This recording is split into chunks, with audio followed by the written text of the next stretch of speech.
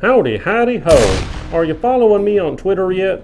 You should be, because that's where I pin tweets about what reviews I'm working on. And I also share more there because it's easier than YouTube. Let's get this out of the way first. Spider-Man Miles Morales is a spin-off from the main Spider-Man game that came to the PS4 in 2018. Furthermore, it's a spin-off that carries on pretty much right where the main game left off, which makes it more like a DLC or an expansion. More on that later. If you played Spider-Man back in 2018, this will feel very familiar. You swing gloriously through the city in a way no Spider-Man game has ever captured before. You go Batman Arkham series combat mode and stealth mode, and you generally just spend most of your time laying the beat down on bad guys. There are small spurts of detective work, or rather follow the highlighted stuff mechanics, but this is a superhero game. It's all about violence against the bad guys, and therein lies this game's greatest strength. There's never a point at which the combat gets boring. Combat encounters always feel visceral, and the cinematic angles help to make you feel like a certified digital superhero trainee.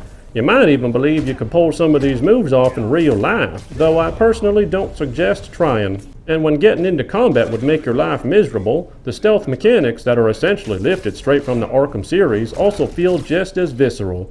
Sometimes to the point where you wonder why no one notices or hears the loud thuds and grunts. Still, in terms of gameplay, it's all solid mechanics. But that last word also hides a more negative issue. This game didn't build the foundation for these mechanics. No, this was all built in the main 2018 game, and adding venom attacks only makes you feel flashier than OG Spidey. The foundation wasn't made for Miles, it was made for Peter, and Miles is quintessentially a copy-paste character. Not much work was done to make Miles feel different. This is where it gets a little offensive. The credits roll in about 8 hours, and that wasn't 8 hours of steaming ahead. I did several side missions just to see how those pan out compared to the main missions. I even unlocked all the first playthrough skills, and though I found the mods to be far less useful, I upgraded the ones I needed to by fighting street crimes and doing some collectibles. And while the main missions themselves do feel polished and exciting to play through, there's something a little off about having a whole game disc/installation for what represents probably the majority of players' desire. To see the story through and just be strong enough to lay waste to criminals. In fact, that's what starts to look criminal. This was $50 for what easily amounted to DLC for the main game. The price to content ratio here is simply not good value. You might be hoping this is where the game makes up for its price tag. That's a negative. This game is really good looking, but in a sort of once again last gen dialed up to 11 way with sugar on top. That sugar is primarily ray tracing, and it is implemented quite skillfully. You probably didn't expect this monitor to be properly reflective. And because it's not a Twitch shooter, I wholly recommend playing in fidelity mode because of this. But close inspection leads to another easily surmised conclusion.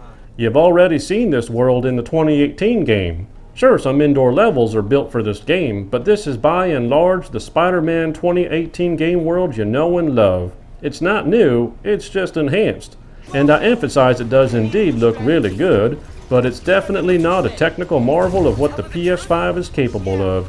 Not in the slightest. I absolutely adored the main attraction in 2018. Sure, I wasn't here to review it at the time, but it was a blast to play, and I had never felt as close to being a superhero since the Batman Arkham series. So I went into this ready to get back into kicking bad guys' asses all up and down the streets of Manhattan. And I did just that.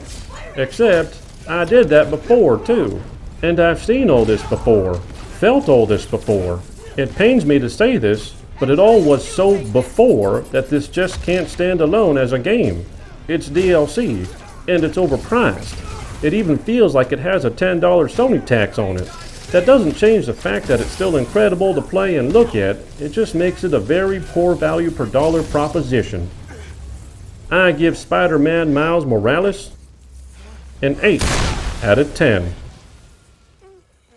See you next time on the Gaming 5. Fingers shaking is all that caffeine. Damn, look at that. Wouldn't be able to hit the broadside of a barn.